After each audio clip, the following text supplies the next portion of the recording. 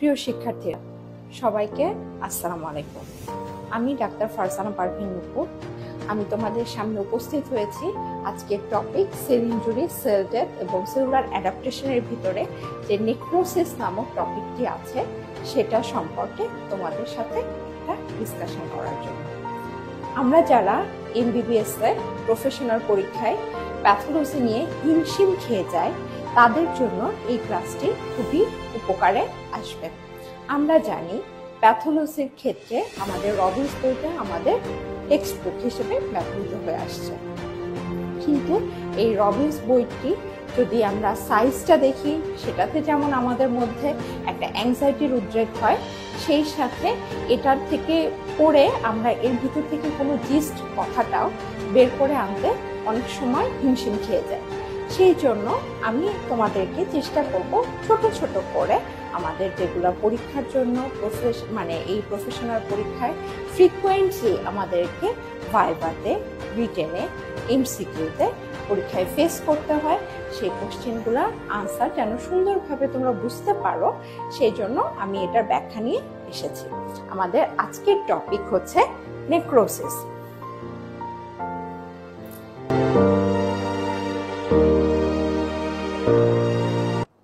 তোমরা যারা এ পর্যন্ত এই ফোর্থ ইয়ারের ক্লাসগুলি করেছো তারা খুব ভালো করেই জানো নেক্রোসিস কি জিনিস, নেক্রোসিসের প্যাথোলজিক্যাল প্যাটার্ন কি কি আছে, এখানে সেলুলার কি চেঞ্জ হয়, নিউক্লিয়ার কি চেঞ্জ হয়, সাইটোপ্লাজমে কি ফিচার্স পাওয়া যায়, কোন কোন ক্ষেত্রে আমরা নেক্রোসিসটা পাই, এটাকে কেন আমরা ফিজিওলজিক্যাল যে সেল ডেথ সেখান থেকে এটাকে আলাদা করছি, এই জিনিসগুলো তোমরা কিন্তু জানো। কিন্তু সমস্যা হচ্ছে বারবারই আমরা কনফিউজড হয়ে যাই এটার সাথে অ্যাপোপ্টোসিসের পার্থক্যগুলা, এবং এটার যে আমাদের স্পেসিফিক কিছু ডিস্টিংটিভ টাইপস আছে সেগুলোর মরফোলজি নিয়ে কোশ্চেন আসলে আমরা এমসিকিউতে, রিটেনে বা ভাইবার ক্ষেত্রে আনসার করতে গেলে অসুবিধার সম্মুখীন হয়ে থাকি।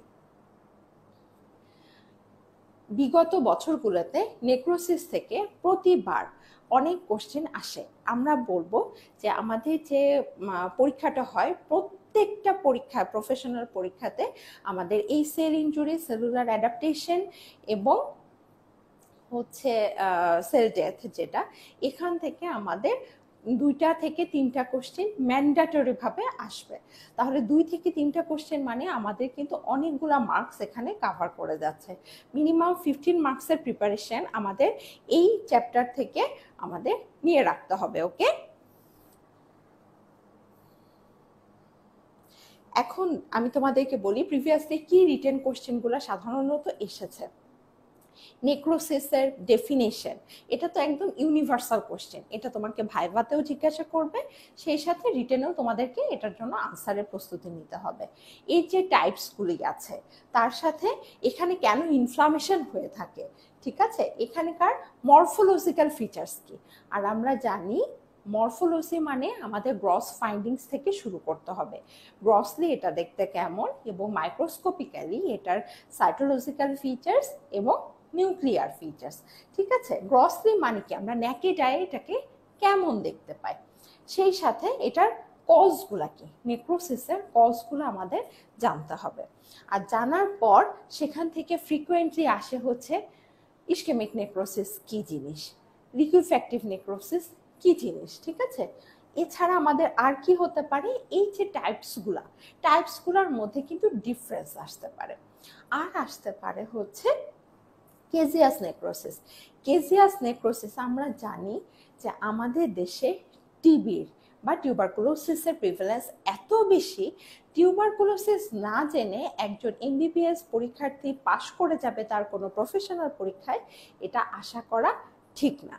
তাহলে টিউবারকুলোসিসের যে আসল ফিচার্সগুলা, এটার হচ্ছে নেক্রোসিসটা কেমন হয় দেখতে, সেটার বর্ণনা, মরফোলজি তোমাকে খুব ভালো করে জানতে হবে, ইনক্লুডিং এর পিকচার সহ। এখানে যে গ্র্যানুলোমাটা ফর্ম করে সেই গ্র্যানুলোমার বর্ণনাও তোমাকে ছবি সহ বর্ণনাটা তোমাকে পরীক্ষার খাতায় তুলে ধরতে হবে, এবং এটা ভাইভা থেকে আসবে, এটা এমসিকিউতে আসবে। নেক্সট হচ্ছে আমাদের এখান থেকে কিন্তু প্রবলেম বেসড কোশ্চেনও পরীক্ষায় আসে। এখন দেখা যাচ্ছে এমআই এর একটা ফিচার্স দিয়ে আমাদেরকে বলতে পারে যে হার্টে এখানে কি ধরনের নেক্রোসিস হচ্ছে। যদি এটা ব্রেনের ইসকেমিয়ার কোনো ফিচার্স দিয়ে বা স্ট্রোকের ফিচার্স দিয়ে আমাদের কাছে পরীক্ষায় কোশ্চেন আসে, তাহলে আমি কি হচ্ছে কোয়াগুলেটিভ নেক্রোসিস পরীক্ষায় আনসার লিখলাম নাকি লিকুইফ্যাক্টিভ আনসার লিখলাম, এটা নিয়ে আমার প্রফেশনাল পরীক্ষায় আমার ম্যাচুরিটি, আমার প্রস্তুতি তুলে ধরবে শিক্ষকদের সামনে। ভাইভার জন্য আমরা যেই কোশ্চেনগুলো যেগুলো আমরা রিটেনের জন্য বললাম, ভাইভাতেও মোর অর লেস আমরা সেই কোশ্চেনগুলারই প্রিপারেশন নিব। এখানেও আমাদেরকে পরীক্ষায় শুরুই হয় সেল ইনজুরিতে আমাদের নেক্রোসিসের ডেফিনেশন দিয়ে। তো তাহলে আমাদের এই ডেফিনেশনগুলো খুব ভালো করে ভাইভার জন্য জানতে হবে। ওকে, সেই সাথে মরফোলজিক্যাল টাইপস, বেসিক টাইপসগুলা, সবার মধ্যে একটু করে ডিফারেন্সগুলা, নিউক্লিয়ার ফিচার্সগুলোকে কোনটাকে কেন মনে হচ্ছে, কেন ইউসিনোফিলিয়া পায়, কেন বেসোফিলিয়া পায়, কেন শিঙ্কেজ পাওয়া যাচ্ছে, এই জিনিসগুলো আমাদের একটু ডিটেলসে আমাদের বেসিকটা থাকতে হবে। সেই সাথে বললাম কেজিয়াস নেক্রোসিস, এটা টিচার ভাইভাতেও জিজ্ঞাসা করবে। ফ্যাট নেক্রোসিস কেন হচ্ছে, কোথায় কোথায় আমরা ফ্যাট নেক্রোসিস পেয়ে থাকি, সেটাও টিচাররা আস্ক করবে। তাহলে আমরা একটু করে শুরু করি।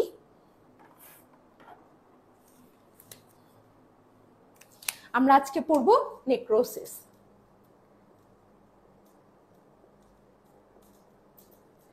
নেক্রোসিস যখন আমরা শিখব, এই জিনিসটা সম্পর্কে এটা ডেফিনেশন শেখার সময় আমরা তো মুখস্থ করতেই হয়, হ্যাঁ, কিন্তু মুখস্থটা যদি আমরা বুঝে করি, টিচারকে কিন্তু আমি এলোমেলো ভাষায়ও আমার বেসিক কনসেপ্টটা টিচারকে বোঝাতে পারলে ফুল মার্কস পাওয়া সম্ভব।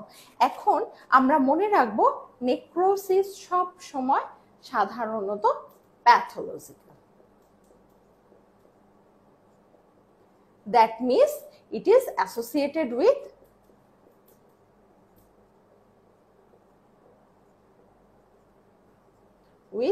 disease. Okay, physiologically necrosis পাওয়া যায় না, তাহলে নেক্রোসিস হচ্ছে always pathological. That means associated with disease. এর কিছু হলমার্ক থাকে। হলমার্কগুলো কি? নেক্রোসিসের ক্যারেক্টারিস্টিক্স ফিচার্স।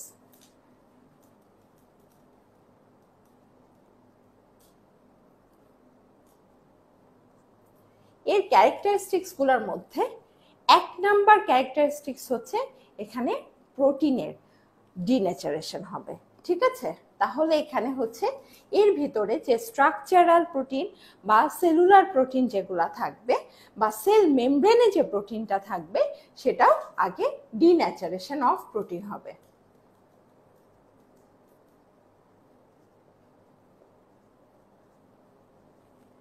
প্রোটিনটা ডিন্যাচারেশন হয়ে গেলে সেল মেমব্রেন যদি নষ্ট হয়ে যায়, তাহলে কি হবে? তাহলে মেমব্রেনটা ড্যামেজ হয়ে যাবে এবং ভিতর থেকে কন্টেন্টগুলা বাইরে বের হয়ে যাবে। ডিন্যাচারেশন অফ সেলুলার প্রোটিন, তার মানে মেমব্রেনটাও ড্যামেজ। আমরা জানি যে তার স্ট্রাকচারের ভিতরে, একটা সেলের স্ট্রাকচারের ভিতরে একটা বাইরে থাকে লিপিড বাইলেয়ার ফসফোলিপিড মেমব্রেন, সেখানে প্রোটিনও থাকে, লিপিডও থাকে। আর আমাদের সেলের ভিতরের কন্টেন্টগুলা, অর্গানালিগুলা মোস্টলি প্রোটিনেশিয়াস ম্যাটেরিয়াল, সেগুলো যখন ডিনেচারেশন হয়ে যাবে মানে ডিম পচের মতো হয়ে যাবে। ওকে, এরপরে আমাদের cell membrane lost. Cell membrane lost হয়ে যাওয়া মানে ভিতর থেকে leakage of cellular materials. Leakage যখন হয়ে যাবে, এরপর কি হবে? 3 নাম্বারে লিকেজ বাইরে, যেটা সেলের ভিতরে ওয়াল দিয়ে ঢাকা ছিল, একটা প্লাজমা মেমব্রেন দিয়ে কভার করা ছিল, সেলের বাইরে কন্টেন্টটা আসার সাথে এরা একটা অ্যান্টিজেন হিসেবে কাজ করবে এবং এরা তখন ইনফ্লামেশনকে অ্যাট্রাক্ট করবে। ইনফ্লামেটরি সেলসগুলা, লিউকোসাইটসগুলা তখন সেখানে চলে আসবে। ওকে, তাহলে কি হবে? এখানে আসবে, ইনডিউস করবে লোকাল ইনফ্লামেশন একটা জায়গায় এবার লোকাল ইনফ্লামেশন আসলো, মানে কি লিউকোসাইট আসলো। লিউকোসাইটের ভিতরে কি থাকে? লিউকোসাইটের ভিতরে থাকে লাইসোজোমাল এনজাইমস। এবার সেই লাইসোজোমাল এনজাইমস গুলা দিয়ে এই যে একটা ডেড সেল, এগুলার এনজাইমেটিক ডাইজেশন হয়ে বডি থেকে সরিয়ে ফেলবে। ওকে, তাহলে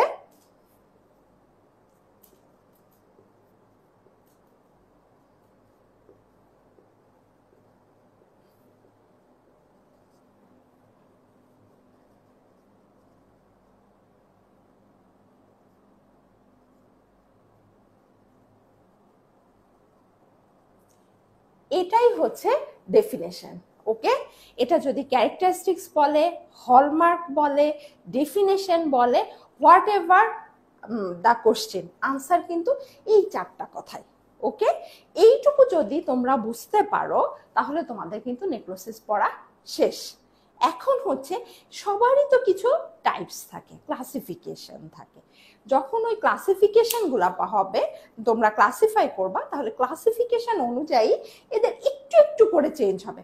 বেসিক এই চারটা জিনিস সবার ক্ষেত্রেই হবে। ওকে, আচ্ছা,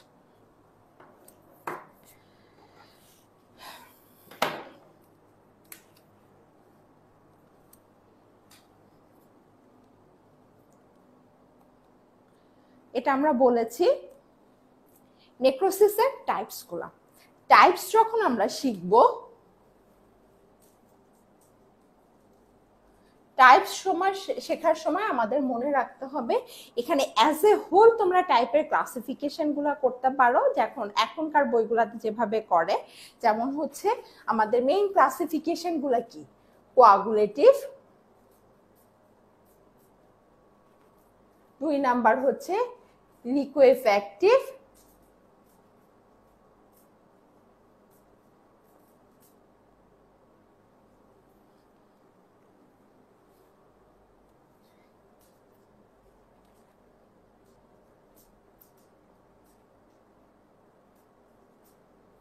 3 নাম্বারে হচ্ছে গ্যাংগ্রিনাস,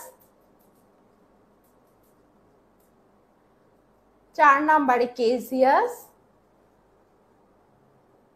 5 নাম্বারে হচ্ছে ফ্যাট, 6 নাম্বারে ফিব্রিনয়েড নেক্রোসিস। এখন দেখো, এই যে কোয়াগুলেটিভ এবং লিকুইফ্যাক্টিভ, ঠিক আছে, এই দুইটা আসলে হচ্ছে বলা যায় বেসিক টাইপ অফ নেক্রোসিস। সব জায়গায় মেইনলি এই দুইটা নেক্রোসিসে আমাদের হয়ে থাকে। এগুলো হচ্ছে এই কোয়াগুলেটিভ এবং লিকুইফ্যাক্টিভের বিভিন্ন কম্বিনেশনে বাকি নেক্রোসিসগুলা সাধারণত হয়। তো তোমরা পরীক্ষায় যদি আসে টাইপস, তোমরা অ্যাজ এ হোল সবগুলা একসাথেও বলতে পারো যে এই 6 রকম নেক্রোসিস আছে, আর অথবা এই 2 রকম বলে নিয়ে এগুলাকে বলতে পারো ডিস্টিংটিভ টাইপ অফ বা স্পেশাল টাইপ অফ নেক্রোসিস। ওকে, এখন আমাদের মনে রাখতে হবে কোনটার কি ধরনের ফিচার্স পাওয়া যায়। এক হচ্ছে নেক্রোসিসের ওভারঅল মরফোলজি কি পাবো। নেক্রোসিসের ওভারঅল মরফোলজি আমরা পাবো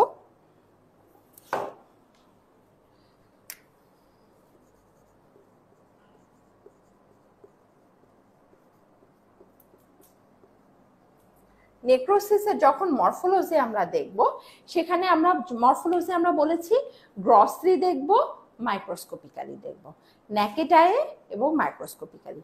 ন্যাকেড আইয়ে আমরা কি পাবো? ওই জায়গাটা সাধারণত পেল হয়ে যাবে, অ্যাভাসকুলারের কারণে পেল হয়ে যায়। ঠিক আছে, এখন এই যে নেক্রোসিসগুলা তো আমরা বুঝতে পারবো এটা কি দিয়ে হচ্ছে, সেই অনুযায়ী এর কিন্তু মরফোলজিক্যাল ফিচার্সও চেঞ্জ হয়ে যাবে। তাহলে আমাদের নেক্রোসিসের কজগুলা জানতে হবে। আমার জানতে হবে কজগুলা কি। দেখো, কজগুলার মধ্যে আমার মনে রাখতে হবে থাকবে হচ্ছে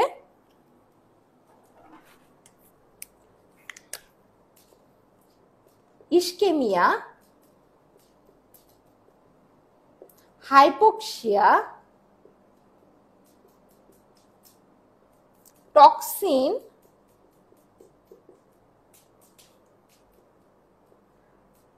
ফিজিক্যাল ইনজুরি,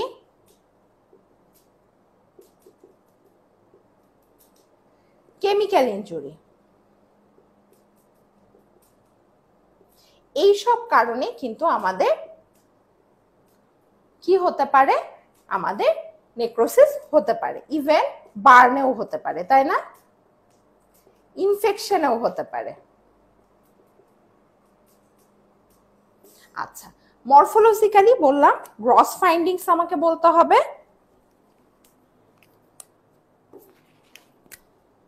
মরফোলজির মধ্যে আমরা গ্রসলি কেমন দেখতে পাচ্ছি,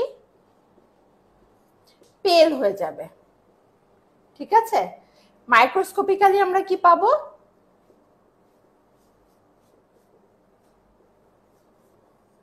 মাইক্রোস্কোপিক্যালি জায়গাটা আমাদের কেমন থাকবে, মাইক্রোস্কোপিক্যালি আমরা এটাতে সাধারণত হেমাটক্সিলিন এবং ইউসিন স্টেইনে যেটা পাচ্ছি সেটাই দেখব।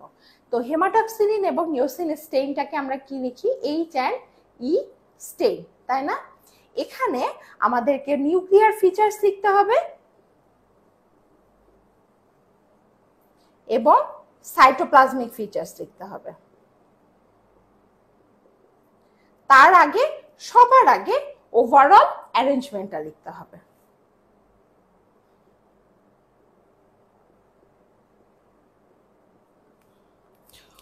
ওভারঅল আমরা যে নেক্রোসড এরিয়াটা, সেই জায়গাটাকে আমরা কি পাবো, একটা পিঙ্ক হোমোজেনাস গ্লাসি অ্যাপিয়ারেন্স আমরা দেখতে পাবো।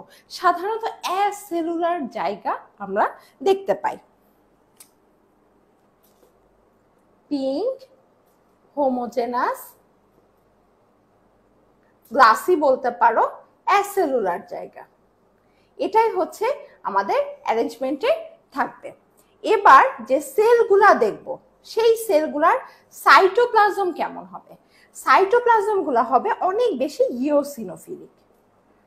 কেন ইওসিনোফিলিক হবে, কারণ এখানে লস অফ আরএনএ হবে, আরএনএ নাই মানে এটা ব্লু কালার নাই, যেটুকু থাকবে এবং আরএনএ, লস অফ আরএনএ এবং সেই সাথে এর ভিতরে যে প্রোটিনগুলো ডিনেচার্ড হয়ে গিয়েছিল সেগুলো সবাই কাকে অ্যাট্রাক্ট করবে, অ্যাট্রাক্ট করবে আমাদের ইওসিনকে, ইওসিন ডাইটাকে সে অ্যাট্রাক্ট করবে, সেই জন্য বলছে ইওসিনোফিলিক। ওকে, এবং এইটার রং হচ্ছে রেড কালার বা পিঙ্ক কালার, পিঙ্ক কালারে দেখা যাবে, ঠিক আছে। আচ্ছা, এখন এটা বিভিন্ন টাইপসের উপর ডিপেন্ড করে, ব্রাইট পিঙ্ক, লেস পিঙ্ক, একটু হোয়াইটিশ এরকম দেখা যেতে পারে। নেক্সট হচ্ছে সাইটোপ্লাজমে আমরা আর কি কি জিনিস পাবো। সাইটোপ্লাজমে আমরা জানি নেক্রোসিসের বেসিক যে জিনিসগুলা, যে এটার হচ্ছে আমরা তার প্লাজমা মেমব্রেন থাকবে না, লস্ট হয়ে যাবে। ভিতরে যে অর্গানালিগুলা থাকবে, সেই অর্গানালিগুলার মেমব্রেনও লস্ট হয়ে যাবে। সেগুলো আমরা কিভাবে দেখতে পাই, সেগুলো কিন্তু আমরা দেখতে পাবো H&E স্টেইনে পাবো না, ওগুলো আমরা পাবো হচ্ছে আল্ট্রাস্ট্রাকচারালি।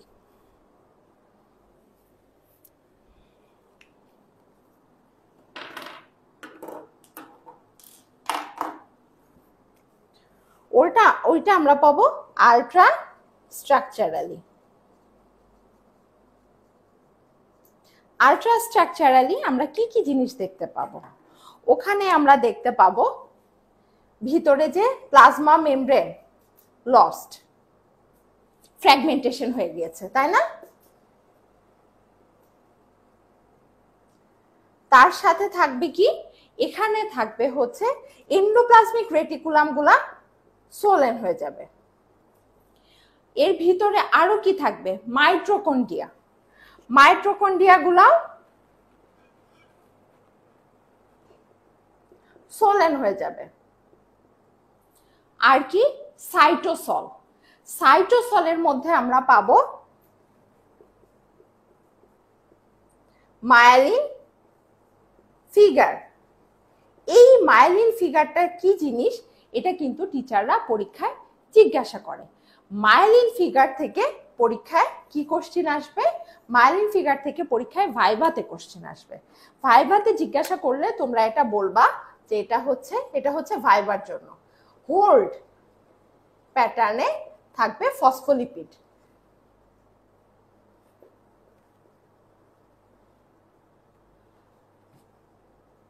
কোত্থেকে ডিরাইভড হয়? মেমব্রেন থেকে, মেমব্রেন ডিরাইভড ফসফোলিপিড। ওকে, আর একটা জিনিস থাকবে মাইটোকন্ড্রিয়ার মধ্যে, মাইটোকন্ড্রিয়ার মধ্যে থাকে অ্যামারফাস ডেনসিটি। সেটা কিন্তু সাইটোসলের মধ্যেও থাকে, কিন্তু মাইটোকন্ড্রিয়ার মধ্যে বেশি পরিমাণে থাকবে অ্যামারফাস ডেনসিটি।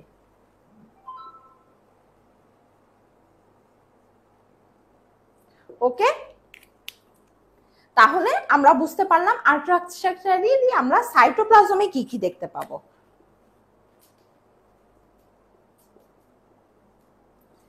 আর নিউক্লিয়াসে আমরা এই শ্রেণীতে কি দেখতে পাবো?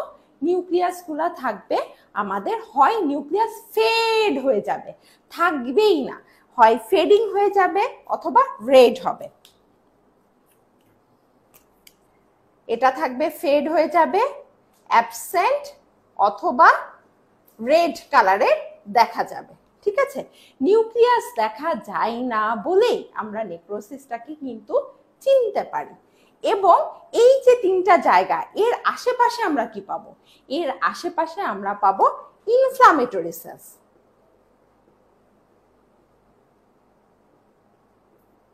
কি inflammatory cells? Acute inflammatory cells infiltration. সেটা কি? নিউট্রোফিল। ওকে, আচ্ছা, তাহলে এখন আল্ট্রাস্ট্রাকচারালি সাইটোপ্লাজমের পরে আসবে হচ্ছে নিউক্লিয়াস।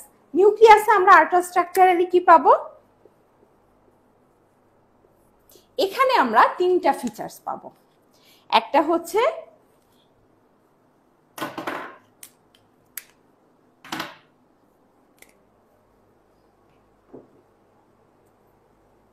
ক্যারিওলাইসিস, পিকনোসিস, আর একটা পাবো হচ্ছে ক্যারিওহেক্সিস। এখন এই তিন জিনিসটা কি বললাম না, যে নেক্রোসিসের ক্ষেত্রে আমরা সেলের নিউক্লিয়াসটা পাই না বলেই আমরা এটাকে চিন্তা করি সেলটা আসলে ডেড সেল। সেই জন্য এটাকে কি বলে? ক্যারিওলাইসিস। ক্যারিও মানে নিউক্লিয়াস, ঠিক আছে? এই জিনিসটা নাই, নিউক্লিয়াস ডিসোলুট হয়ে গেছে, ফেড হয়ে গিয়েছে, মানে এটা হচ্ছে অ্যাবসেন্ট বা ফেড, ফেড অর অ্যাবসেন্ট, ঠিক আছে, অথবা ডিসোলুশন। পিকনোসিস মানে কি? ইনক্রিজড বেজোফিলিয়া, ইনক্রিজড বেজোফিলিয়া এবং শ্রিঙ্কেজ। এখানে হচ্ছে ডিএনএ গুলা শ্রিঙ্কেজ হয়ে যাবে, শ্রিঙ্কেজ হয়ে মোর বেজোফিলিক দেখা যাবে। আর এখানে ফেড বা ডিসোলুশন কি দিয়ে হলো? একটা যারা ডিএনএটাকে ভেঙে দেয় সেটা হচ্ছে এন্ডোনিউক্লিয়েস, এন্ডোনিউক্লিয়েস। ওকে, আর ক্যারিওহেক্সিসটা কি? হেক্সিস শুনলে মনে করা যায় এটা হচ্ছে ফ্র্যাগমেন্টেশন। এটাও কিন্তু এই এনজাইমস দিয়ে আমাদের নেক্রোসিসের একটা ফিচার্স। এখানে নিউক্লিয়াসটা ফ্র্যাগমেন্টেড হয়ে যাবে, ফ্র্যাগমেন্টেড নিউক্লিয়াস পরে এনজাইমেটিক ডাইজেশন হয়ে একদম রিমুভ হয়ে যাবে, ডিসোলুট হয়ে যাবে। তাহলে এটা হচ্ছে ফ্র্যাগমেন্টেশন। ওকে, আচ্ছা, এইটাই হচ্ছে আমাদের নেক্রোসিস মানে মেইন জিনিসগুলা। এই ফ্র্যাগমেন্টেশন অবস্থায় পরে 1 থেকে 2 দিন পর টোটালি ক্যারিওলাইসিস হয়ে ডিসঅ্যাপিয়ার করে যাবে।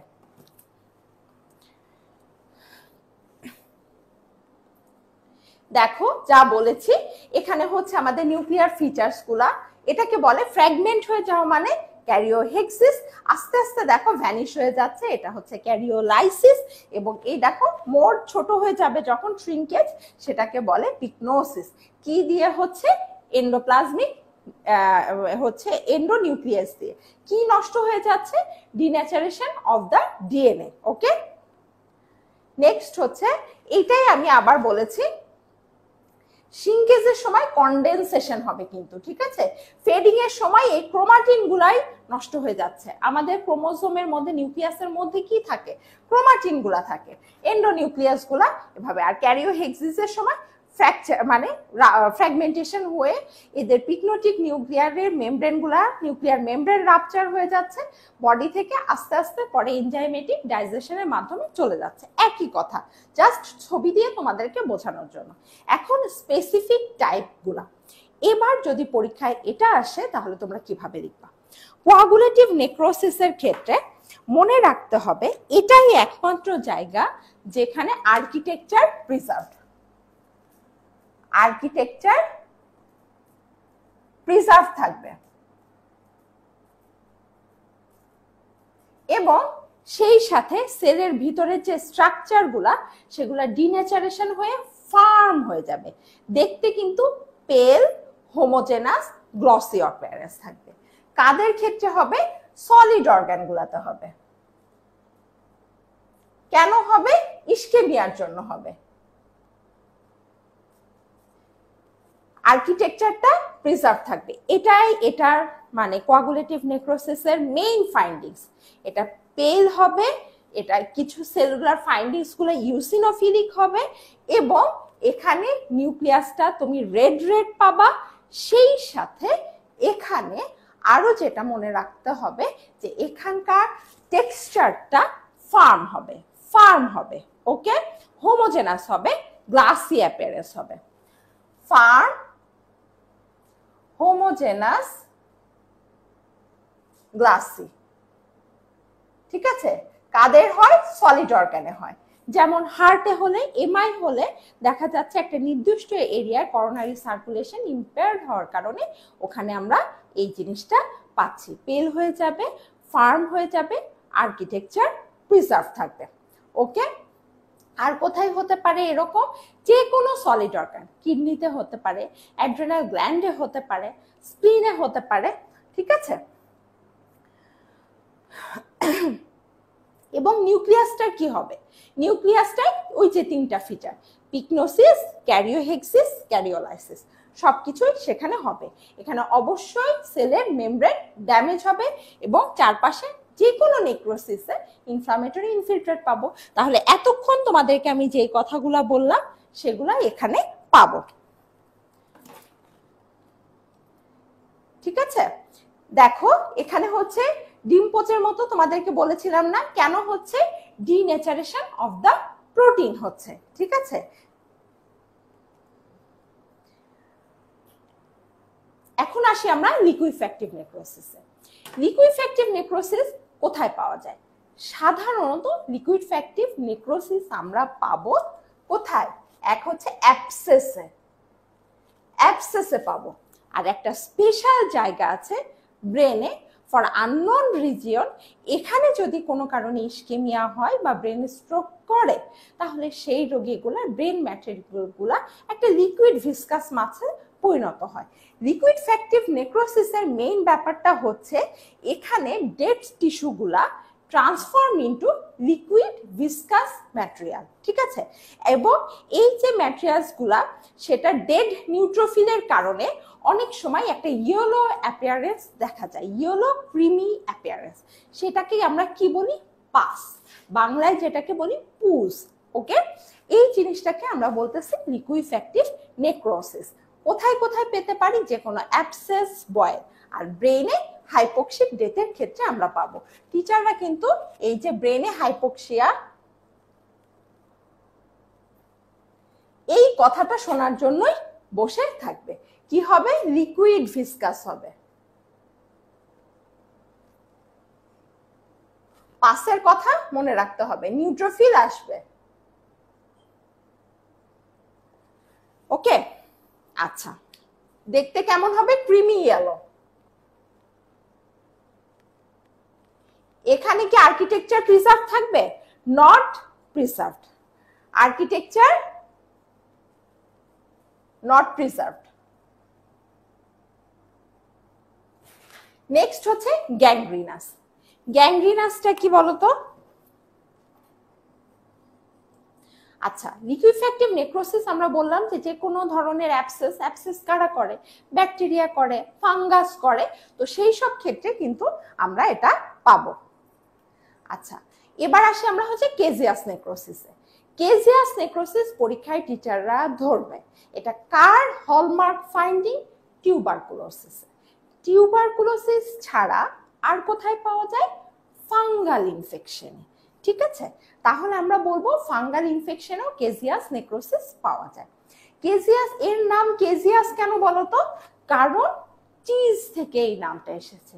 চিজ দেখতে কেমন হয়? হোয়াইট এবং গ্র্যানুলার। এই জন্য এই চেহারাটা গ্রসলি দেখতে নেকেড আয়ে হোয়াইট এবং গ্র্যানুলার লাগে। মাইক্রোস্কোপিক্যালি আমরা এখানে কি পাই? মাইক্রোস্কোপিক্যালি সাধারণত টিবির সেন্টারের মধ্যে আমরা এই জিনিসটা পাবো। ঠিক আছে, টিবির সেন্টারে যেখানে নেক্রোসিস সেই জায়গায় আমরা পাবো। সাধারণত টিবির নেক্রোসিস থেকে যে গ্র্যানুলোমা ফর্ম করে কালেকশন অফ এপিথেলয়েড সেলস। এই এপিথেলয়েড সেলস থাকবে নেক্রোসিসের চারপাশে এবং তারা ফর্ম করবে গ্র্যানুলোমা। কখন গ্র্যানুলোমা বলবো? এই যে নেক্রোসিসের চারপাশে তো ইনফ্লামেটরি সেলস থাকে, এখানে একটা distinctive type of inflammatory border থাকে যেটা composed of acute inflammatory cells as well as chronic inflammatory cells. তারা কারা? তারা থাকবে লিম্ফোসাইটস, তারা হবে প্লাজমা সেল, সেই সাথে এক ধরনের জায়ান্ট সেল ফর্ম করবে। কোন giant cell? Langhans type of giant cell. এরা থেকে এবং তারও চারপাশে দিয়ে দিবে একটা ফাইব্রাস ওয়াল। এরা ফর্ম করবে গ্র্যানুলোমা। টিউবারকুলোসিসের ক্ষেত্রে এর স্পেশাল নাম হচ্ছে টিউবারকুলোমা। ওকে, আচ্ছা, এই জিনিসটা পরীক্ষার জন্য খুবই খুবই খুবই ইম্পর্টেন্ট।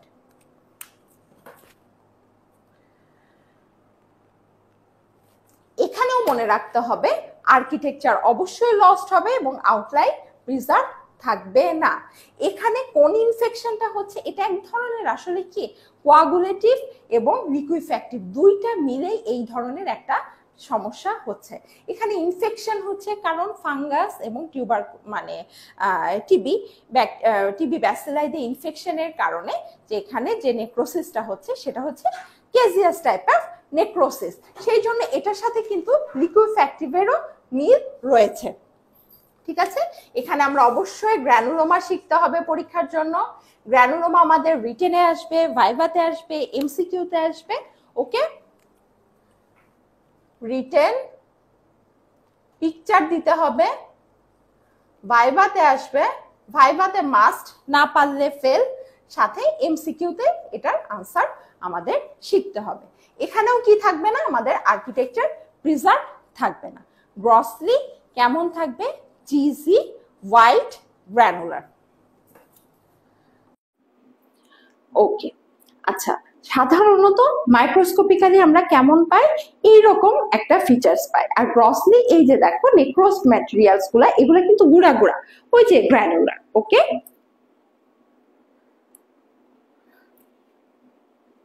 কেজিয়াস নেক্রোসিস আমরা তাহলে কোথায় পাবো? বডির যেখানে যেখানে টিবি হবে, সেটা যদি লিম্ফ নোডে হয়, লাংসে হয়, কিডনিতে হয়, এপিডিডাইমিসে হয়, আমাদের যে জিআই ট্র্যাক্টে হয়, সব জায়গায় আমরা এই নেক্রোসিসটা পাবো।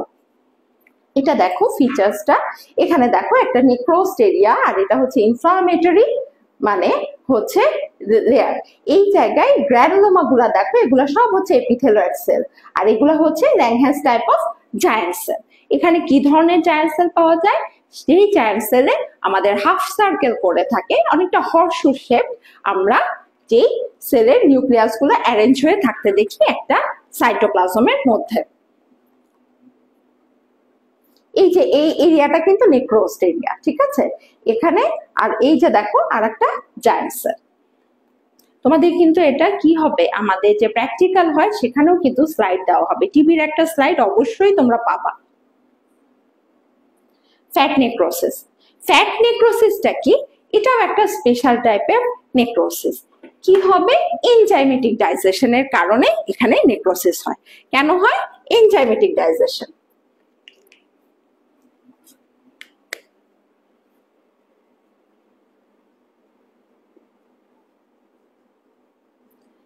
কোথায় কোথায় পাওয়া যায়?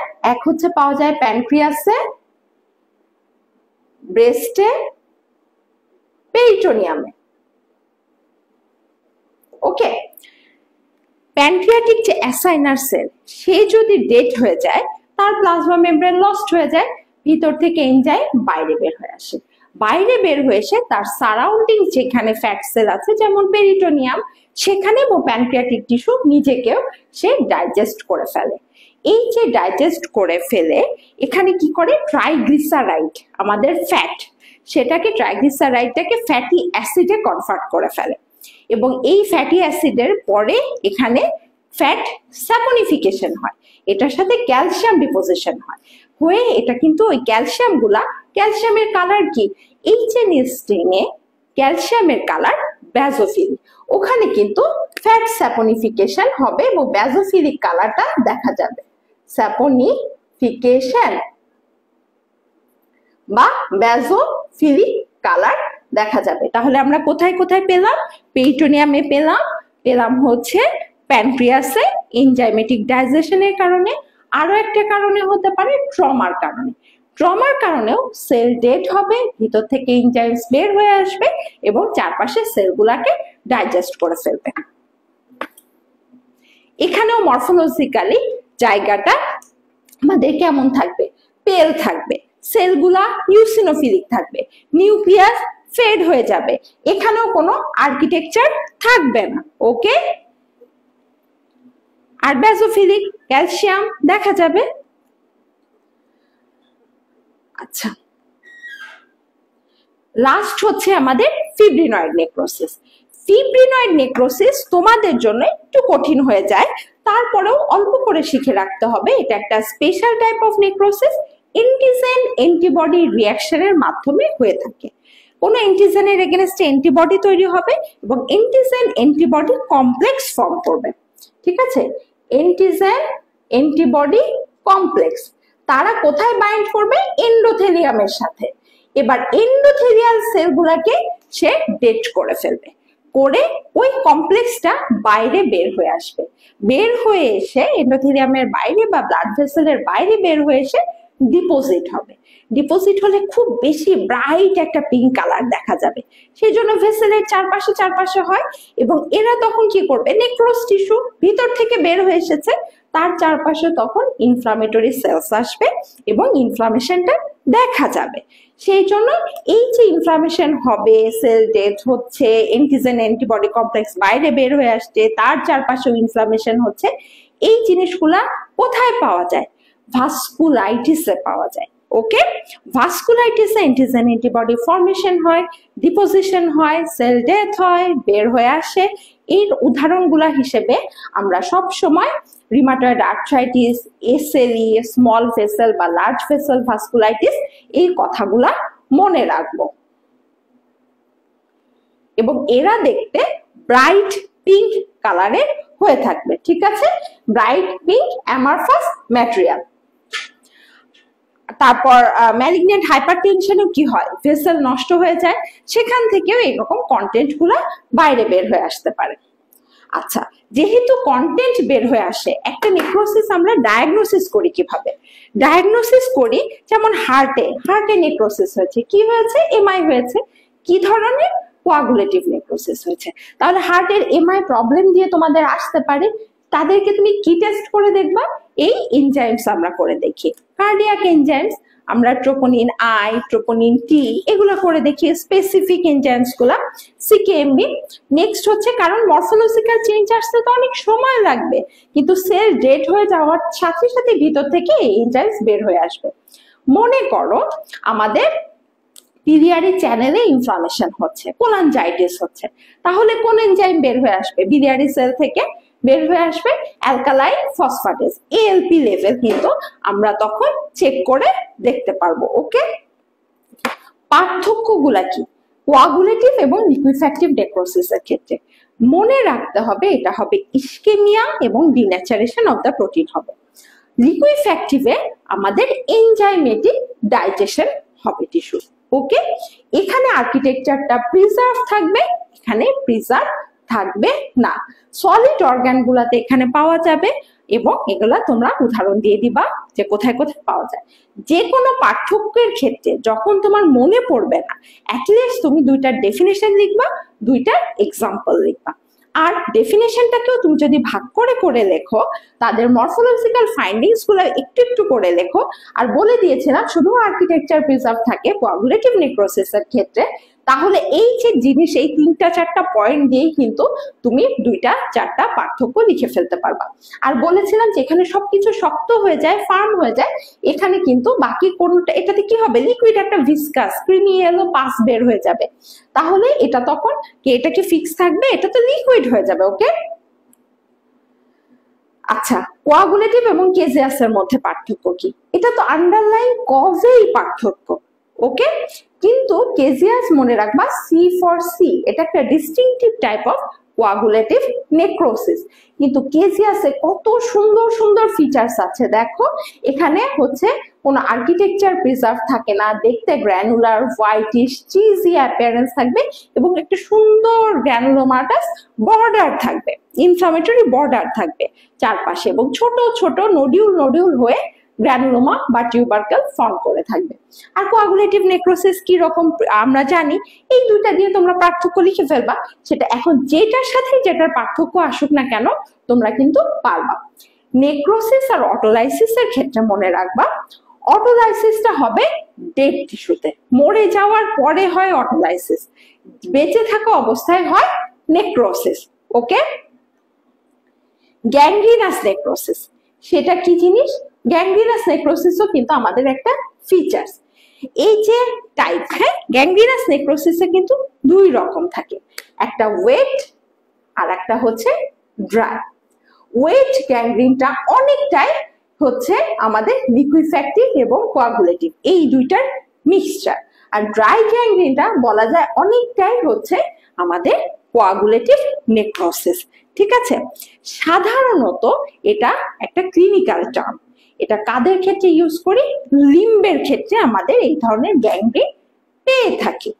যখন লিম্বে ইস্কেমিয়া হয় সাধারণত আমরা গ্যাংগ্রিন ওয়ার্ডটা ইউজ করি।